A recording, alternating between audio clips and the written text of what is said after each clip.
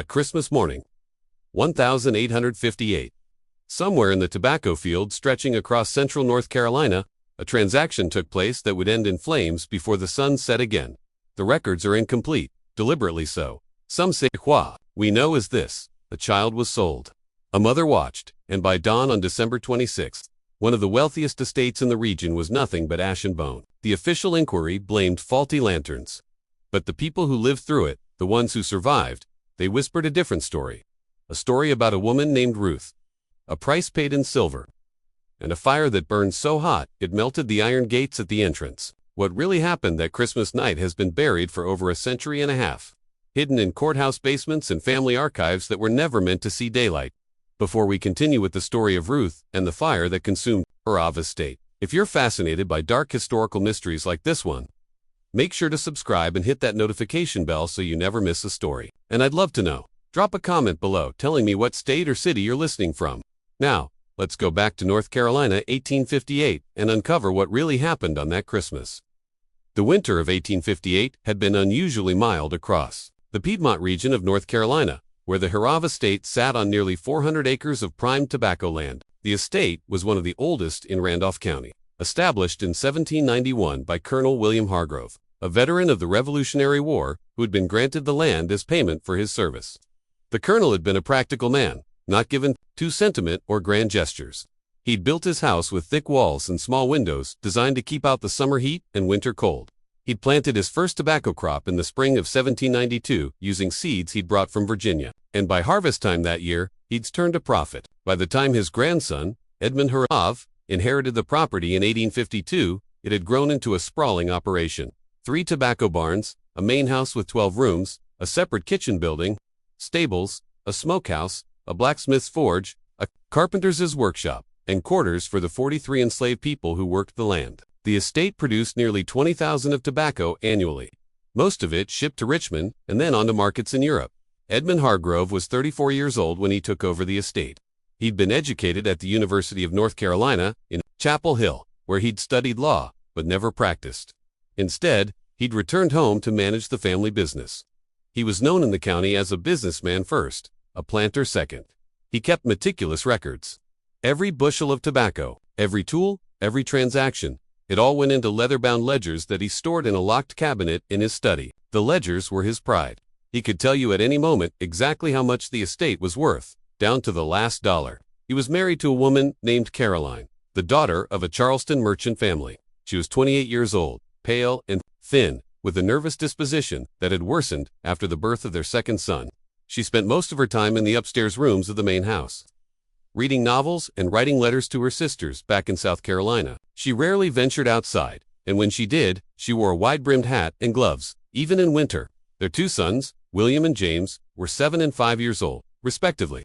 They were looked after by an enslaved woman named Bess, who'd been with the family since before Edmund was born. Bess was in her 60s, gay-haired and stooped, but still sharp-minded. She'd raised Edmund and his 2 sisters, and now she was raising his sons. She slept in a small room off the kitchen, close enough to hear if the boys woke in the night. The estate itself was laid out in a grid pattern with the main house at the center. To the east were the tobacco fields stretching nearly 200 acres. To the west were the vegetable gardens, the orchards, and the livestock pens. To the north were the barns and workshops, and to the south, separated from the main house by a wide dirt road, were the quarters, a row of 12 small cabins where the enslaved people lived. By all accounts, Edmund Hargrove was unremarkable, not particularly cruel by the standards of the time, but not kind either. He didn't whip his workers himself. He left that to his overseer, a man named Cyrus Dalton, but he didn't intervene. When Dalton did, he provided adequate food and clothing, but nothing more. He allowed the enslaved people to keep small gardens behind their cabins, and he gave them Christmas Day off from work. But he charged them for any supplies they needed beyond what he provided. He ran his estate the way he ran everything else in his life, with cold efficiency and an eye always on profit. Ruth had been born on the harrove estate in the spring of 1834. Her mother, Danina, had been brought to the estate as a young woman in the 1820s. Purchased from a trader and fed diner, had worked in the main house as a cook, a position that carried a certain status among the enslaved community. She was known for her skill with bread and pastries, and Caroline Hargrove had relied on her heavily, especially during the years when she was pregnant and unable to manage the household herself.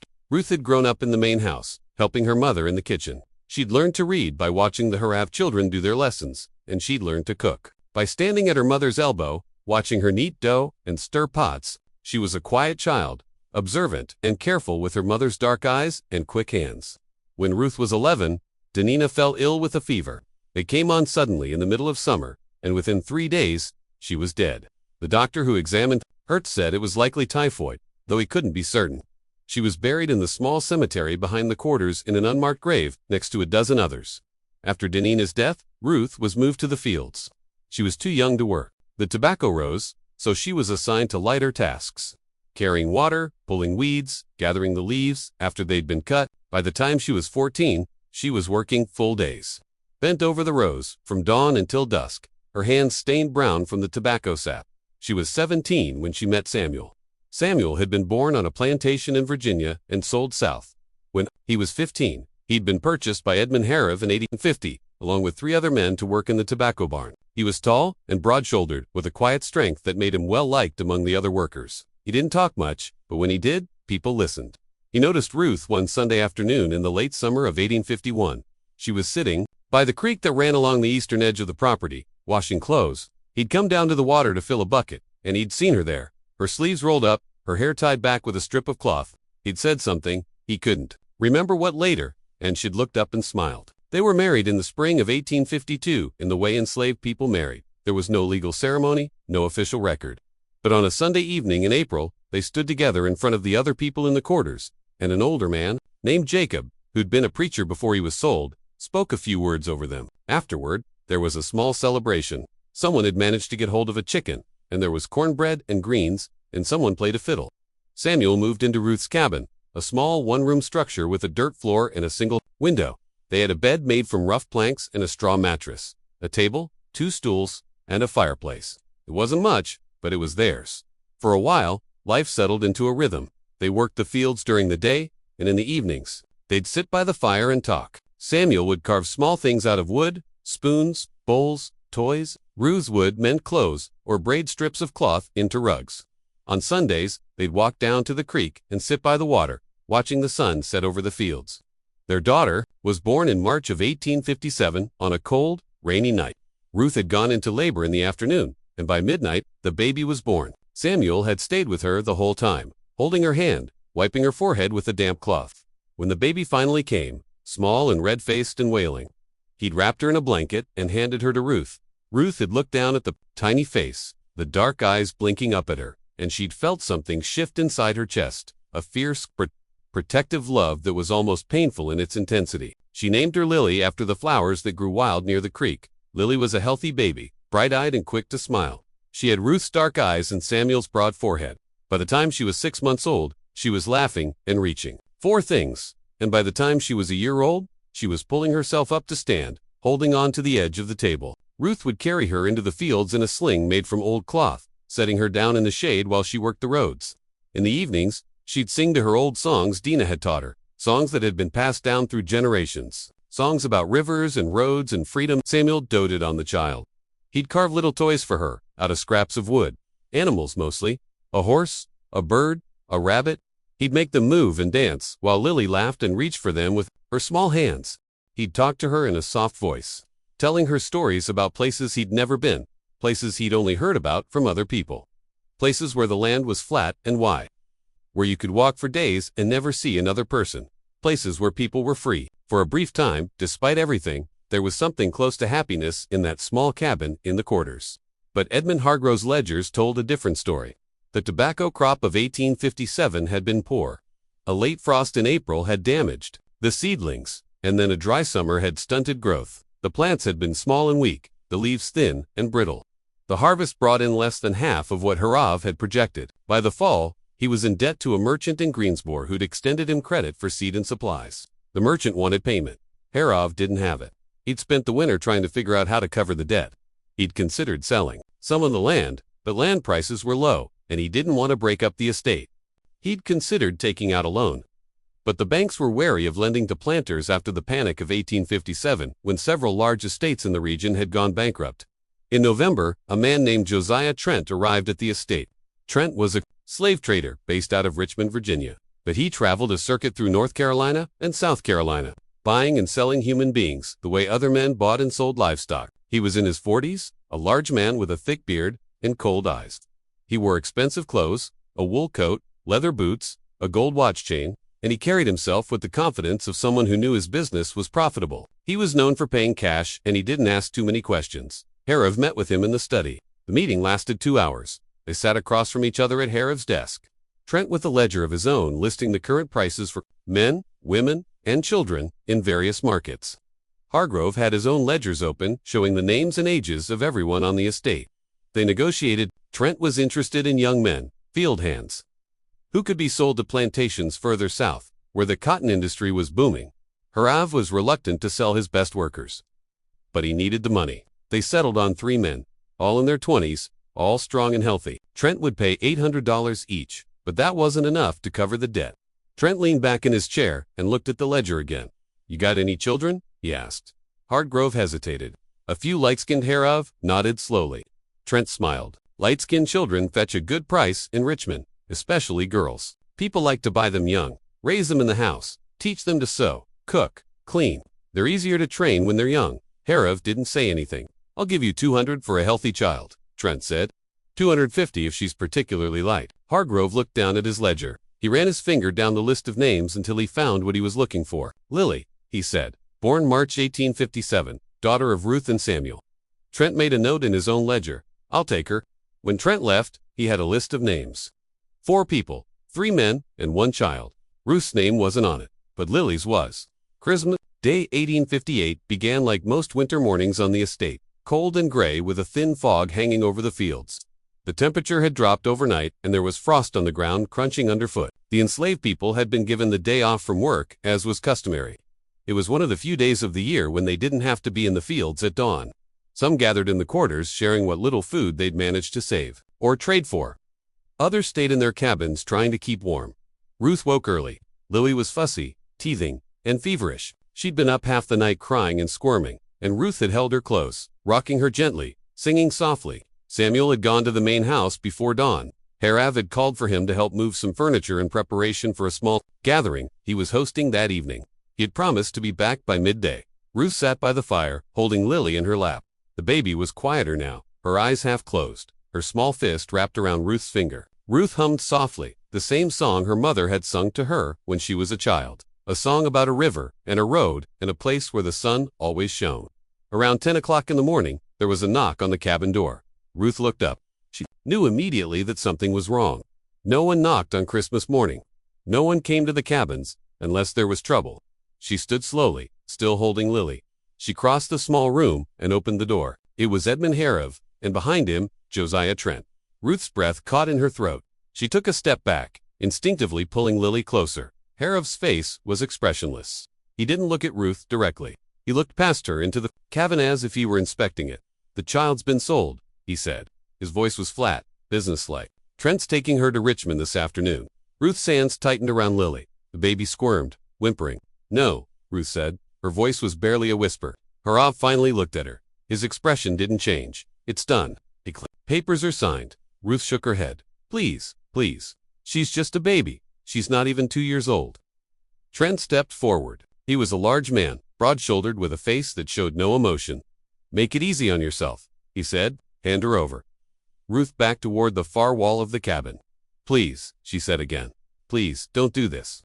"She'll fetch a good price in Richmond," Trent said. "Light-skinned children always do. Someone will raise her in a house, teach her to sew or cook. She'll have a better life than she'd have here. She's my daughter." Harrove's voice was cold.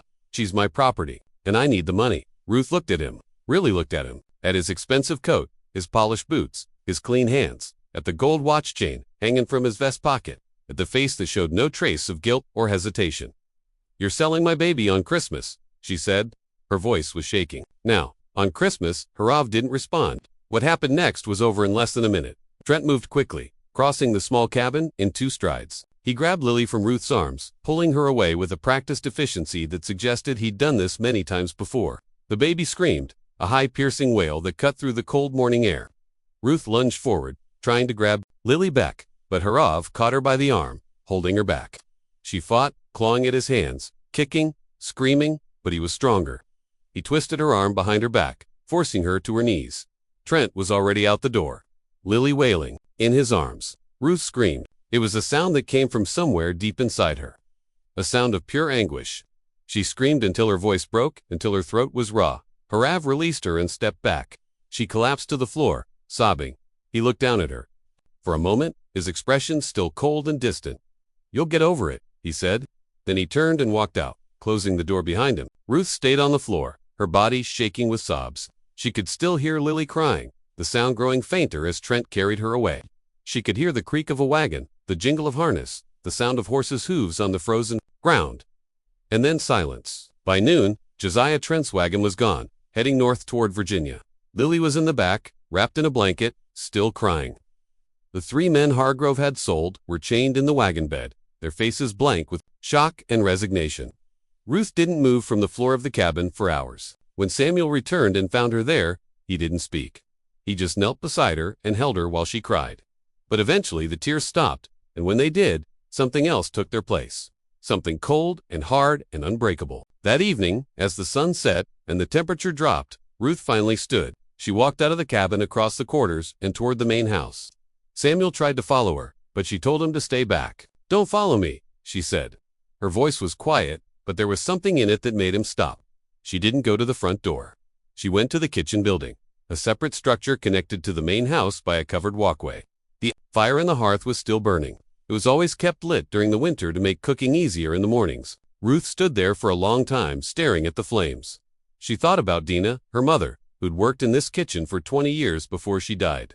She thought about all the meals she'd helped prepare, all the hours she'd spent standing at this hearth cooking food for people who saw her as nothing more than a tool. She thought about Lily, about her small hands and bright eyes, about the way she laughed when Samuel made the wooden animals dance, about the way she'd reached for Ruth that morning, her fingers grasping at air as Trent carried her away, and she thought about Edmund harrove, about his cold eyes and his ledgers and his gold watch chain, about the way he'd said, "You'll get over it," as if losing a child was no different than losing a tool or a piece of furniture. She reached down and picked up a burning log from the hearth. The heat seared her hands, but she didn't let go.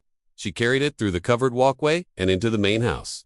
She went to the study first, the room where Harrove kept his ledgers, the room where he'd sat with Josiah Trent and negotiated the price of her daughter's life. She set the burning log on the desk. On top of the open ledger, the paper caught fire immediately, the flames spreading quickly across the pages. She watched for a moment, watching the names burn. All those names, all those people who'd been bought and sold, reduced to entries in a ledger. Then she turned and walked out. She went to the parlor next, where Carolyn Harrove kept her expensive furniture and her imported rugs. She set fire to the curtains, watching them go up in flames. Then the dining room, the sitting room, the hallway. By the time she reached the front door, the entire first floor was burning. She walked out into the cold night air and stood in the yard, watching the flames spread. She could hear shouting now, people running, someone screaming, but she didn't move. She just stood there, her hands blistered and bleeding, watching the house burn. The fire burned for hours, consuming not just wood and brick, but the illusion of order that men like Edmund Hargrove tried to impose on a system built on human suffering. By the time the first neighbors arrived, drawn by the glow visible for miles across the flat Piedmont landscape, there was nothing to be done. The main house was engulfed, flames shooting 30 feet into the air. The heat was so intense that people couldn't get within 50 yards of the structure. They formed a bucket, line from the well anyway, more out of instinct than hope, passing water hand-o-hand in a futile attempt to contain the blaze. Edmund Hargrove and his family had escaped through a second-floor window on the east side of the house. Carolyn had jumped first, landing badly and breaking her ankle. The 2 boys had been lowered down by their father, then caught by Bess, who'd been one of the first to see the flames. Harrove had been the last out, and by the time he hit the ground, his nightshirt was singed, and his face was blackened with smoke. They huddled together in the yard, wrapped in blankets someone had brought from the quarters, watching their home burn. William, the older boy, was crying. James, the younger one, just stared at the flames, his eyes wide and unblinking. Caroline was in shock, her broken ankle twisted at an unnatural angle, her face pale and sweating despite the cold. The enslaved people from the quarters had come running when they saw the fire. Some joined the bucket line. Others tried to save what they could from the outbuildings, the smokehouse, the stables, the tobacco barns. The kitchen building connected to the main house by the covered walkway caught fire around midnight and burned completely. One of the tobacco barns downwind from the main house caught sparks and was lost as well. By dawn, on December 26th, the main house was nothing but a smoking ruin. The walls had collapsed inward, leaving only the brick chimney standing blackened and cracked. The iron gates at the entrance to the property had warped from the heat. Their decorative scrollwork melted and twisted. Ruth was found sitting on the ground near the remains of the house. Her hands burned and blistered, her dress singed and torn. She didn't resist when Sarah Dalton, the overseer, grabbed her by the arm and pulled her to her feet. She didn't say a word. Samuel tried to go to her, but Dalton shoved him back. "Stay where you are," he said. Ruth looked at Samuel once. Just once. Her eyes were dry. She didn't cry. She didn't speak. She just looked at him, and then she looked away. Dalton took her to the barn and locked her inside. The inquiry began 2 days later. The county sheriff, a man named Thomas Garrett, came to the estate with a deputy and a clerk to take statements. He interviewed Edmund Hargrove first, then Caroline, then several of the enslaved people who'd been present when the fire started. Hargrove's account was straightforward. He'd been asleep when the fire started. He'd woken to the smell of smoke and the sound of his wife screaming. He'd gotten his family out as quickly as he could. He believed the fire had been caused by a lantern left burning in the kitchen, or perhaps a spark from the hearth. But when pressed, he admitted that Ruth had been seen near the kitchen building shortly before the fire started. And when asked why she might have been there, he hesitated. "There was an incident earlier in the day," he said finally. "A child was sold." The child's mother was upset. Sheriff Garrett made a note in his ledger, "Upset enough to set fire to your house." Hargrove didn't answer directly. "I don't know what she was thinking, but she was the last person seen near the kitchen before the fire started." The sheriff interviewed Ruth the next day. She was still in the barn, her hands wrapped in strips of cloth that Bess had brought her. She sat on the dirt floor, her back against the wall, staring at nothing. "Did you set the fire?" Garrett asked. Ruth didn't respond.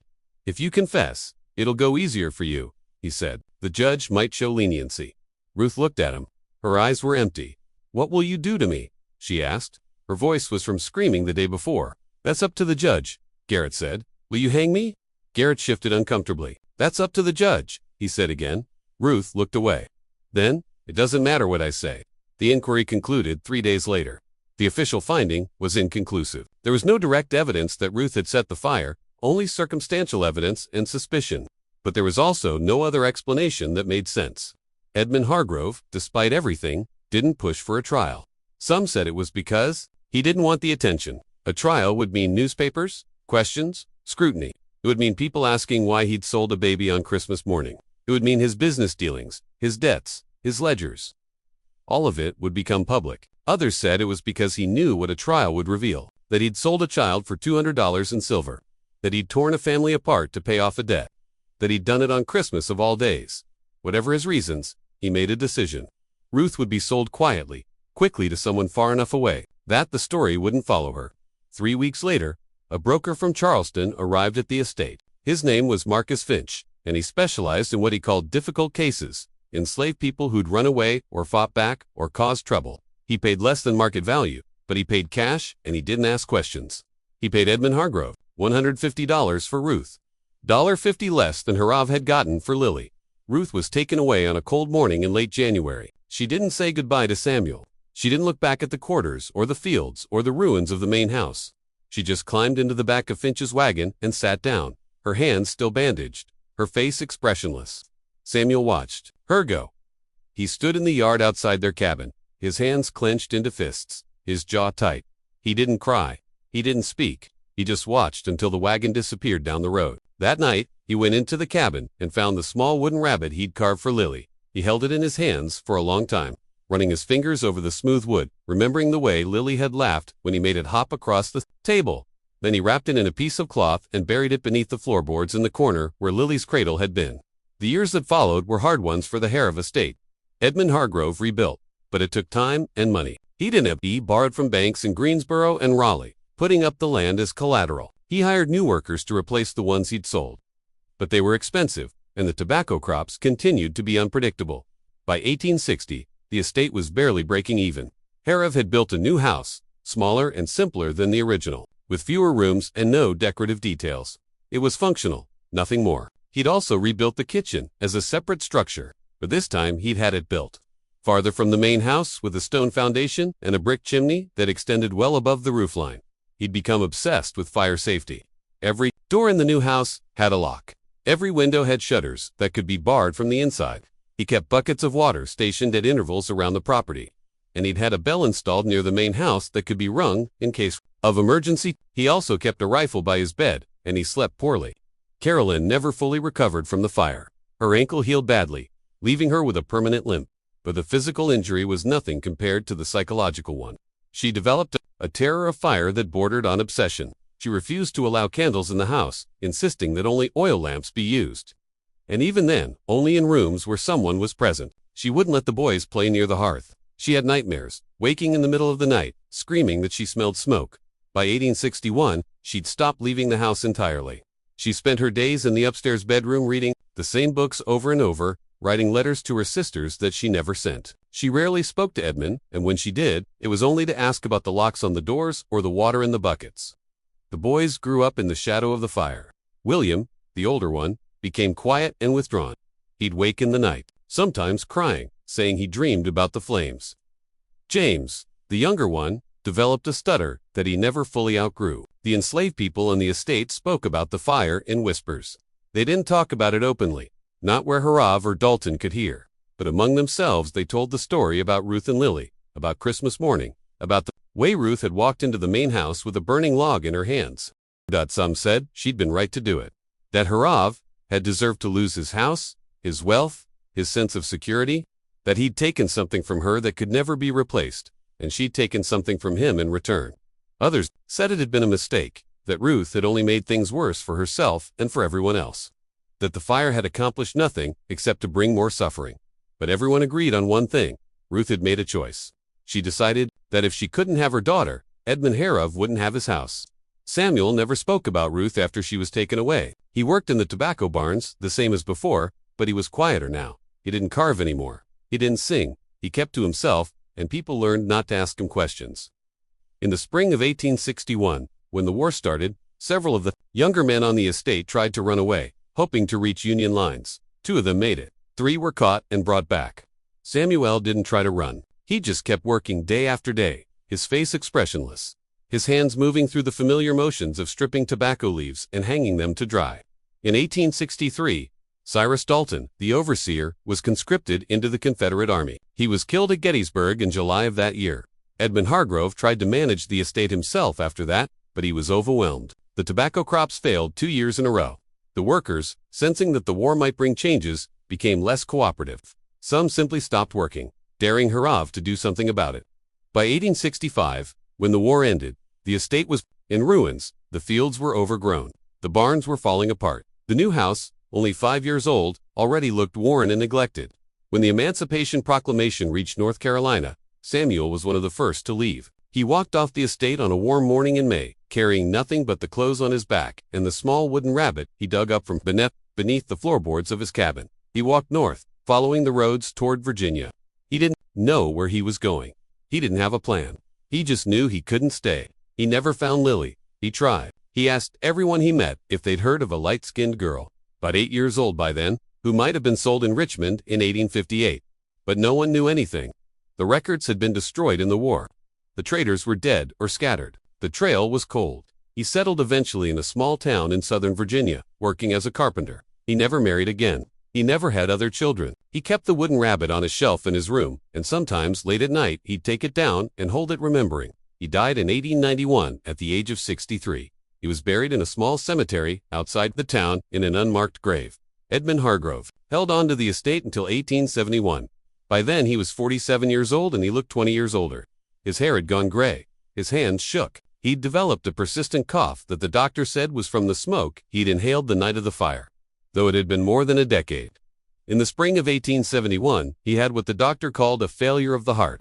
He collapsed in the study of the new house, the same room where he kept his ledgers. He was found by one of the workers, slumped over his desk, his hand still holding a pen. He was buried in the family plot on the estate next to his father and grandfather. Carolyn and the boys moved back to Charleston shortly after. Carolyn died in 1875. William became a clerk in a shipping company and never married. James moved west to Texas and disappeared from the records. The estate itself changed hands several times over the following decades. The new house was torn down in 1885. The land was subdivided and sold off in pieces. By 19, the only thing left of the original Harrove estate was the family cemetery and a few crumbling foundations hidden in the underbrush. But the story didn't end there. In 1923, a man named Robert Vance bought 50 acres of the old harrove property, including the grove where the main house had stood. Vance was a veteran of the First World War, originally from Pennsylvania, who'd moved south looking for cheap land to farm. He was in his early 40s, unmarried with a limp from a piece of shrapnel that had lodged in his left leg during the Battle of the Argonne Forest. He cleared part of the grove and built a small house near the creek. It was a simple structure, 2 rooms, a stone fireplace, a front porch. He planted a vegetable garden and kept a few chickens. He lived there alone, content with the quiet and the solitude. For the first year, everything was fine.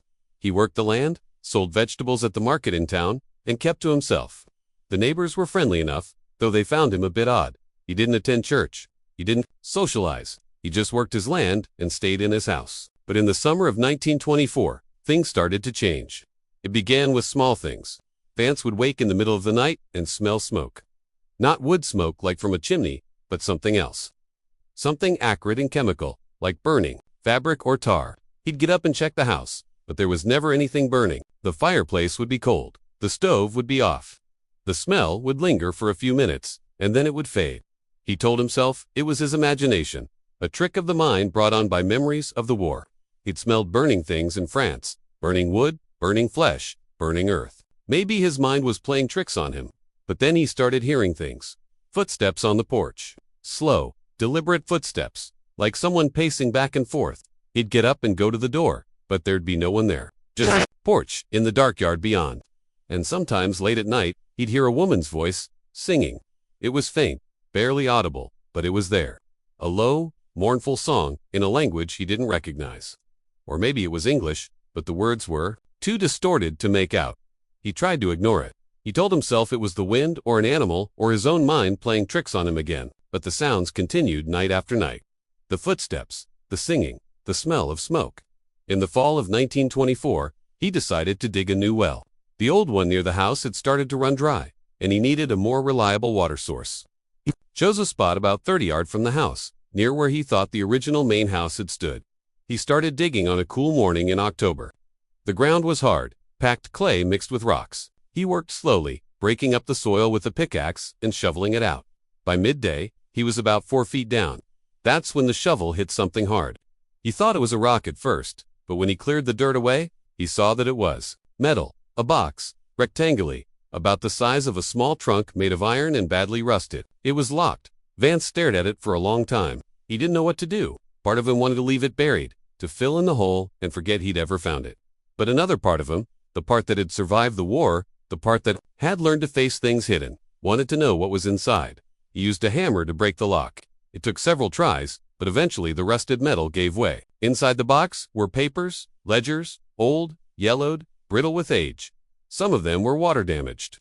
The ink faded and illegible, but others were still readable. Vance lifted them out carefully and spread them on the ground. They were account books, records of transactions, dates, names, amounts. He read through them slowly, his hands shaking slightly. They were records of people, enslaved people, bought and sold like livestock. Each entry had a name, an age, a description, and a price. Jacob, male, age 28, strong back, good worker, $800. Sarah, female, age 19, house trained, $600. Moses, male, age 35, skilled carpenter, $900. Page after page, dozens of names, dozens of lives reduced to entries in a ledger. And then, near the bottom of one page, he found an entry that made him stop. Lily, female, born March 12, 1857, light-skinned, sold December 25, 1858, $200. Beneath it, in different handwriting, smaller, more cramped, written in pencil, rather than ink, someone had added a note. He took my child. I took his house. We are even now.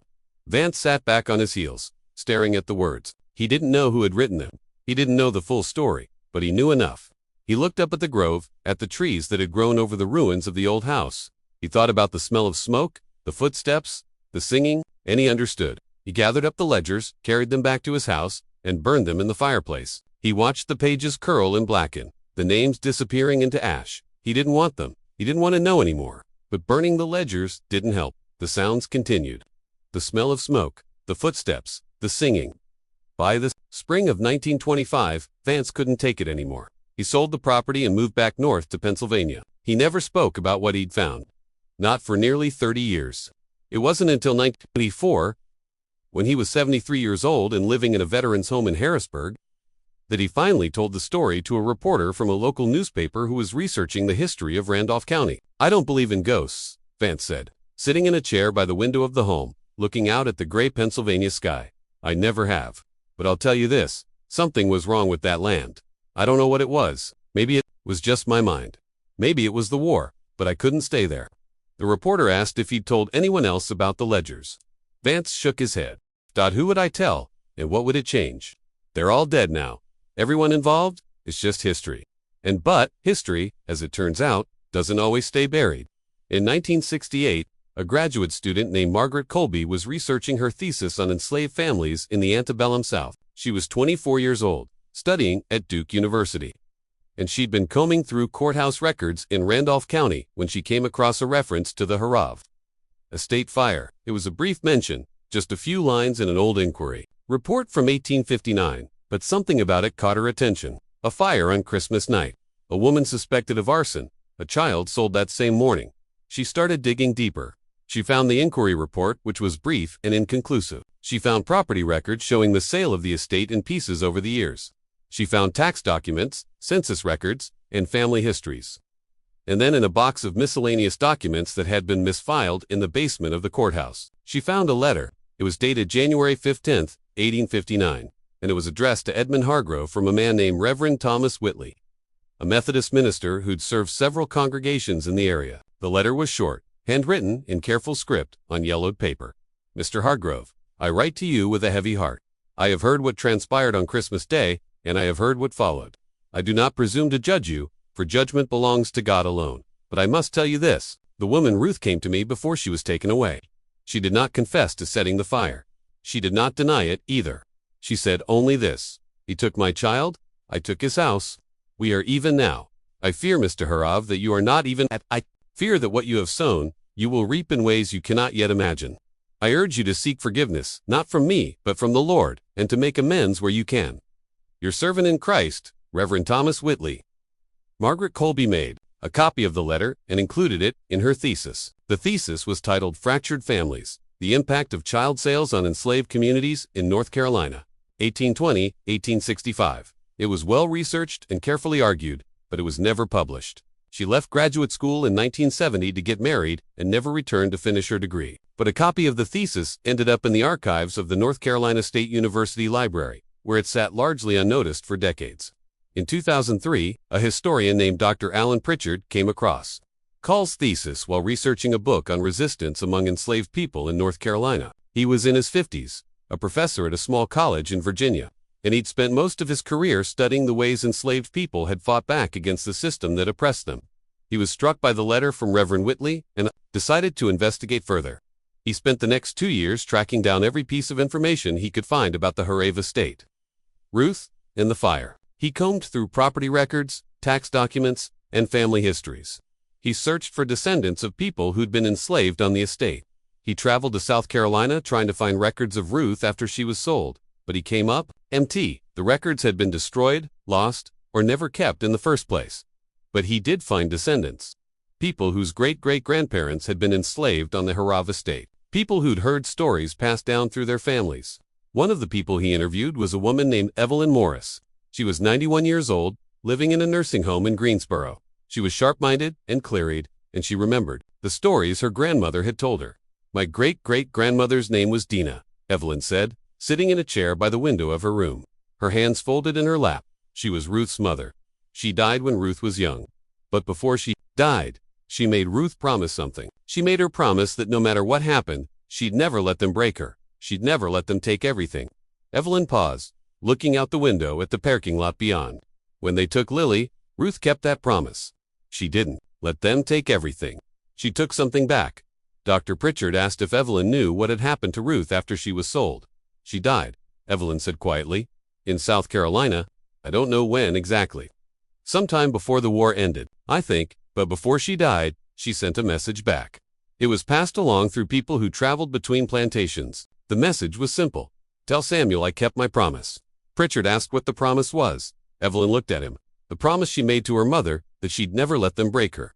Dr. Pritchard published his findings in a journal article. In 2005, the article was titled, Resistance and Retribution, the Harrove Estate Fire of 1858. It was published in the Journal of Southern History, and it received some attention in academic circles. A few other historians cited it in their own work, but it didn't reach a wider audience until 2017. In 2017, a documentary filmmaker named Jessica Hain was working on a project about untold stories of resistance during slavery. She was in her 30s, based in New York, and she'd been researching for months, looking for stories that hadn't been told before, stories that would challenge people's assumptions about what resistance looked like. She came across Pritchard's article and reached out to him. They talked on the phone for hours. Pritchard told her everything he'd found, the letter, the interviews, the records. He told her about Evelyn Morris and the message Ruth had sent back. Jessica was fascinated. She decided to make a documentary about the story. She and Pritchard traveled to Randolph County. Together, in the spring of 2017, they located the land where the Harrove estate had once stood. It was now part of a larger farm owned by a family who'd had the property for 3 generations. The current owner, a man named Dale Hutchkins, was in his 60s, a tobacco farmer who'd inherited the land from his father. Jessica and Pritchard explained what they were doing, and Hutchkins gave them permission to explore the property. They brought ground-penetrating radar equipment and a small team of archaeologists from the University of North Carolina. They spent 2 weeks surveying the land, mapping the locations of the old buildings, searching for anything that might have survived. What they found was remarkable. Beneath the grove of pine trees in the area where the main house had stood, they discovered the remains of the foundation. The bricks were blackened and cracked from the fire, but they were still there, buried under decades of soil and leaf litter, and beneath the foundation, they found something else. A small stone-lined pit, carefully constructed, hidden beneath what would have been the floor of the study. Inside the pit were the remnants of burned ledgers, pages blackened and brittle, but still partially legible. The archaeologists carefully excavated them, using brushes and tweezers to lift the fragments, and among the pages, they found something that shouldn't have been there. A small wooden carving of a rabbit. It was about 3 in long, carved from a single piece of wood. The details were still visible. The long ears, the rounded body, the small tail. It had been carefully made, lovingly crafted. Jessica held it in her hands, turning it over, examining it. She looked at Pritchard. "This is Samuel's carving," she said. "The one he made for Lily." Pritchard nodded slowly. "But how did it get here?" "Samuel left after the war. He took the carving with him." They looked at each other, both thinking the same thing. "Ruth," Jessica said. "Ruth must have had it. Somehow she got it back and she buried it here beneath the house, beneath the ledgers."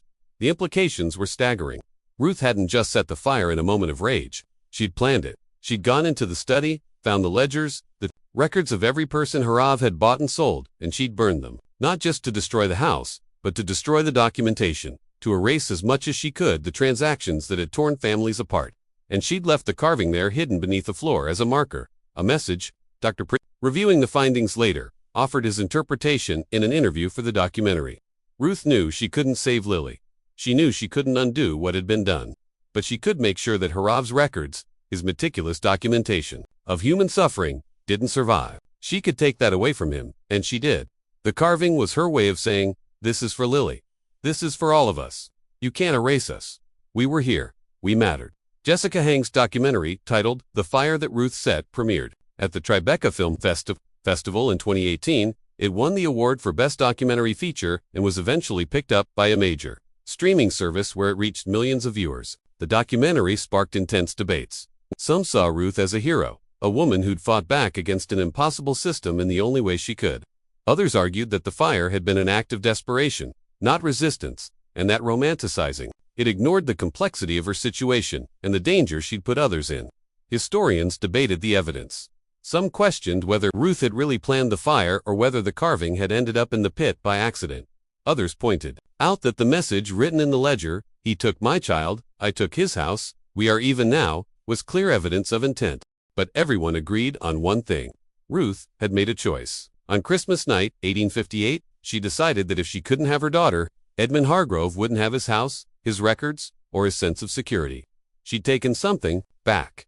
The land where the Harrove estate once stood is quiet now. The pine grove remains, though some of the trees have been cleared over the years to make room for new growth. The foundations of the old buildings are still there, hidden beneath the soil, slowly being reclaimed by the earth. In 2019, the County Historical Society installed a small marker near the road. It's made of granite, about 3 feet tall, with a bronze plaque that reads Site of the Harrove Estate, established 1791, destroyed by fire, December 25, 1858. A place of labor, loss, and resistance in memory of Ruth, Lily, Samuel, and all those whose names were lost. Dale Hutchkins, the current owner of the land, has said he doesn't mind visitors as long as they're respectful. Some people come to see the site. Some leave flowers near the marker. A few have left small wooden carvings, rabbits, birds, horses, in memory of Lily and the other children who were taken from their families. The wooden rabbit that was found beneath the foundation is now in the collection of the North Carolina Museum of History in Raleigh. It's displayed in a glass case, along with fragments of the burned ledgers and a copy of the letter from Reverend Whitley. The exhibit is titled Resistance and Remembrance, the Harrove Estate Fire. Ruth's final resting place is unknown. Despite extensive research, no records of her death have been found. There's no grave marker, no documentation of what happened to her after she was sold to South Carolina in 1859. Some researchers believe she may have died during the war when recording broke down across the South. Others think she may have survived and taken a new name, disappearing into the chaos of Reconstruction. But her story, once buried in courthouse basements and family memories, is now part of the historical record. Lily's fate remains a mystery. Josiah Trent's records were destroyed in a warehouse fire in Richmond in 1862, and there's no way to trace what happened to her after she left Randolph County on Christmas Day, 1858. Some descendants of enslaved families in the region have done DNA testing, hoping to find connections, but so far nothing conclusive has emerged. There are theories. Some researchers believe Lily may have been sold to a family in Richmond and raised as a house servant. Others think she may have been resold further south to Georgia or Alabama. A few believe she may have died young, a victim of disease or neglect, her death never recorded. The truth is, we'll probably never know. Edmund Hargrove's grave is still in the family plot on what's now private property about a mile from where the estate once stood. The plot is overgrown, the headstones tilted and weathered. His descendants, scattered across the country, have had mixed reactions to the story. Some have expressed regret for what their ancestor did. A few have reached out to historical societies and museums, offering family documents and photographs. Others have remained silent, unwilling to engage with a past they find shameful. In 2020, a descendant of Edmund Hargrove, a woman named Patricia Hargrove, Chun, living in California, wrote an op-ed for a major newspaper. In it, she acknowledged what her ancestor had done and expressed her support for reparations and historical accountability. "I can't undo what Edmund Hargrove did," she wrote. "I can't bring back Lily or Ruth or any of the people he bought and sold, but I can acknowledge the truth. I can say that what he did was wrong, and I can support efforts to make amends in whatever small way possible." The op-ed sparked more debate. Some praised her for speaking out, others criticized her, saying that acknowledgement without action was meaningless. But the conversation continued, and that perhaps is the most important thing. The fire that Ruth set burned for hours on that Christmas night in 1858, consuming not just wood and brick, but the illusion of order that men like Edmund Hargrove tried to impose on a system built on human suffering. It didn't end slavery. It didn't bring Lily back. It didn't even destroy all of Hargrove's records. Some survived, hidden in that iron box beneath the ground. But it left a mark, a scar on the land and on history that refuses to fade. In the years since the documentary was released, the story of Ruth and the Harrove Estate Fire has become part of the broader conversation about slavery, resistance, and memory. It's been taught in classrooms. It's been discussed in book clubs. It's been the subject of academic papers and public lectures. And every year on Christmas Day, a small group of people gather at the marker near the road. There are descendants of enslaved families from the region, historians, activists, and others who've been moved by the story. They hold a brief ceremony, a few words, a song, a moment of silence. They leave flowers and wooden carvings. They remember because that's what Ruth wanted. Not revenge, exactly. Not justice in the legal sense, but remembrance. A refusal to let the story be buried and forgotten. She wanted people to know that she was there, that Lily was there, that they mattered. And now, more than a century and a half later, we do know. We remember the story of Ruth and the fire she set on Christmas night, 1858. Is a story about loss and rage and the impossible choices people are forced to make in impossible circumstances. It's a story about a mother who lost her child and decided that if she couldn't have justice, she'd have retribution. It's a story about a man who valued profit over humanity and paid a price for it, though perhaps not a high enough one. But most of all, it's a story about resistance, about the ways people fight back, even when the odds are overwhelming, about the ways they refuse to be erased, even when the system is designed to erase them. Ruth couldn't save Lily. She couldn't free herself. She couldn't change the system that had enslaved her, but she could light a fire, and she did. And that fire, in its own way, is still burning. What do you think of this story? Do you believe Ruth's act was justice, or simply tragedy, compounding tragedy? Was she a hero who fought back against an evil system, or a desperate woman who made a terrible choice? Leave your comment below. I'd love to hear your thoughts.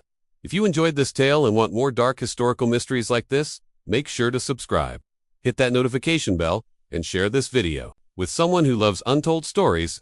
There are so many more buried in the past, waiting to be uncovered. See you in the next.